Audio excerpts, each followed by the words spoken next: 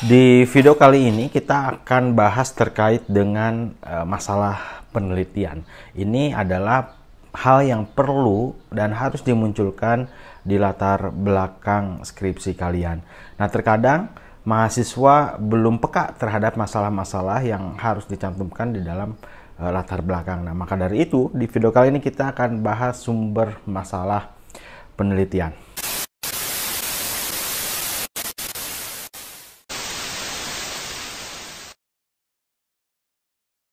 Assalamualaikum warahmatullahi wabarakatuh. Kembali lagi bersama saya di channel Skripsi Bisa. Bagi yang belum subscribe channel ini, silahkan di subscribe terlebih dahulu agar kalian bisa mendapatkan video-video terupdate yang tentunya ini akan bermanfaat sekali bagi kalian, khususnya bagi mahasiswa yang sedang menyusun skripsi atau melakukan penelitian.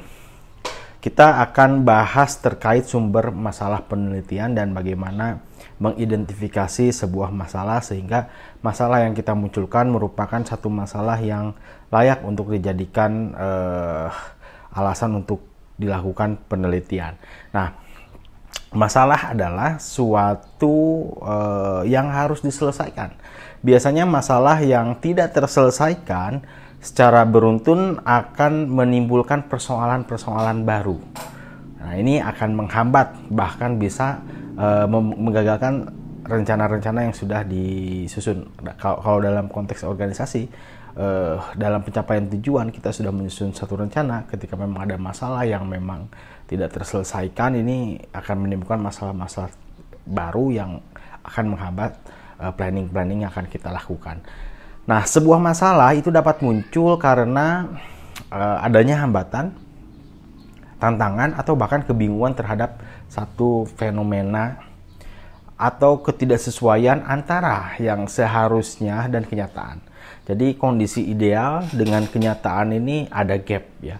Tidak sesuainya kondisi ideal dan kenyataan, atau antara yang seharusnya dan kenyataan itu tidak sesuai. Maka itu bisa muncul sebuah masalah. Nah, substansi masalah adalah sebuah tanda tanya.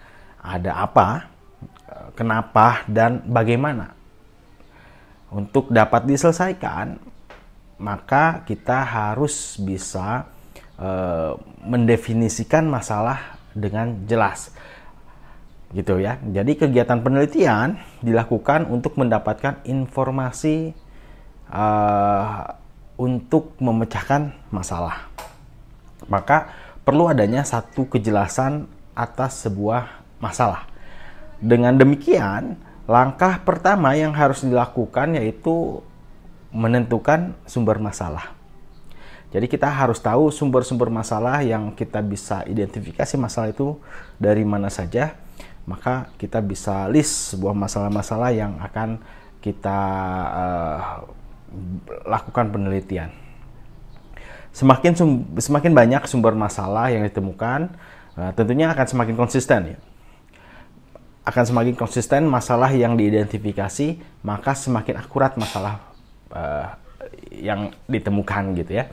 Jadi saat kita menganggap sebuah atau sesuatu hal itu masalah, itu bukan berdasarkan pada asumsi pribadi. Perlu adanya konfirmasi-konfirmasi dari berbagai sumber yang akan kita bahas di sini, sumber-sumber masalah penelitian. Nah, di sini sumber masalah dikelompokkan menjadi dua ya. Ada sumber masalah langsung dan sumber masalah tidak langsung. Sumber masalah langsung itu merupakan satu proses penemuan masalah yang fenomenanya secara langsung ditemukan oleh peneliti ya, bisa melalui observasi atau bahkan misalnya peneliti merupakan bagian dari organisasi tersebut yang memang secara keseharian dirasakan adanya satu masalah, itu bisa dikatakan masalah secara langsung ya. Bisa juga apa? Bisa juga berasal dari wawancara, diskusi, atau riset-riset kualitatif. Nah, kita bisa temukan masalah-masalah yang akan kita kaji lebih lanjut. Nah, hasil wawancara ini peneliti dapat memperoleh informasi untuk mendapatkan basis sumber masalahnya melalui wawancara. Wawancara dapat dilakukan secara personal dengan tokoh atau pakar yang kita anggap yaitu memiliki keahlian di bidangnya, dan orang yang diwawancarai itu dinilai lebih menguasai satu prinsip-prinsip atau mekanisme sebuah kerja. Kalau misalnya dalam konteks organisasi di perusahaan, dia itu lebih menguasai secara mekanisme kerja. Maka kita bisa wawancarai untuk mendapatkan masalah ya, atau untuk mengidentifikasi satu masalah.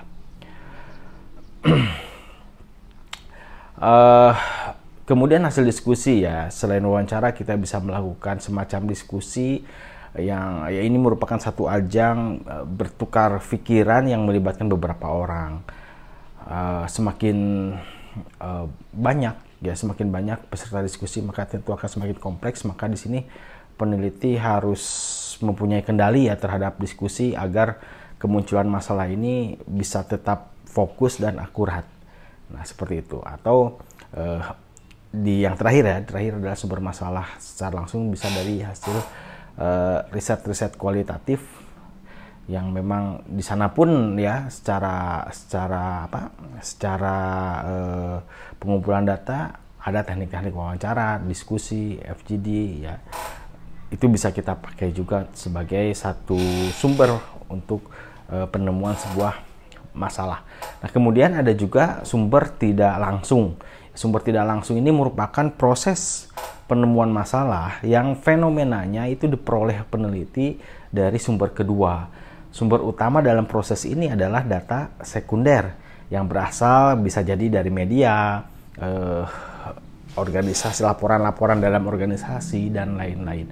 Nah, itu pun sama, kita bisa melihat atau mengidentifikasi adanya satu masalah. Misalnya penjualan turun terus ya, penjualan tidak sesuai target. Nah, itu kan sudah diidentifikasi ada masalah nih gitu ya. Nah, kita lihat data penjualan dari tahun berapa ke tahun berapa. Nah, itu kan dari laporan kita bisa lihat. Nah, itu kita mengambil atau menemukan sebuah masalah dari data tidak langsung. Pada umumnya sebuah penelitian ini diawali dengan temuan data sekunder. Dalam penelitian data sekunder ini bermanfaat untuk pertama mengidentifikasi masalah, menjawab pertanyaan riset, menguji hipotesis, dan menafsirkan data primer lebih jelas. Jadi maksud dari menafsirkan data primer lebih jelas ini ya tadi kita misalnya sudah mewawancara atau mengamati secara langsung sehingga kita merasakan atau menemukan sebuah masalah, maka kita konfirmasi lagi dan kita memperjelas lagi temuan masalah dari sumber langsung dengan data-data sekunder berupa data-data laporan ataupun misalnya hal-hal yang kita bisa jadikan itu adalah masalah dari media, dari laporan, dan lain-lain. Nah, lalu setelah kita menemukan berbagai masalah dari berbagai macam sumber ini, kita lakukanlah identifikasi masalah. Nah, identifikasi ini berarti apa? Mengenali ciri-ciri, mengamati, menandai, dan menentukan fokus. Mungkin masalah yang ditemukan itu tidak satu ya, karena memang dari berbagai macam sumber. Jadi masalahnya itu tidak hanya satu, bisa jadi banyak. Oleh karena itu perlu bagi kita untuk menginventarisir berbagai fenomena itu yang ditemukan. Ini berarti identifikasi masalah menghasilkan daftar panjang tentang beragam masalah yang ditemukan dari berbagai sumber masalah untuk memastikan ya kelayakan suatu fenomena. Untuk dijadikan masalah yang diteliti, ada beberapa hal yang perlu dipertimbangkan. Yang pertama adalah konsistensi masalah berdasarkan berbagai sumber. Jadi dari berbagai macam sumber ternyata masalahnya itu gitu ya, konsisten itu saja menunjukkan itu. Nah, itu kemudian kesesuaian masalah dengan bidangnya dan kelayakan masalah untuk dikembangkan atau diteliti. Jadi tidak semua masalah kita bisa jadikan satu masalah penelitian. Maka kita harus pintar-pintar memilah masalah melalui inventarisir masalah dari berbagai sumber masalah penelitian. Mudah-mudahan ini bisa mencerahkan teman-teman semua. Terima kasih sudah menyimak video ini. Assalamualaikum warahmatullahi wabarakatuh.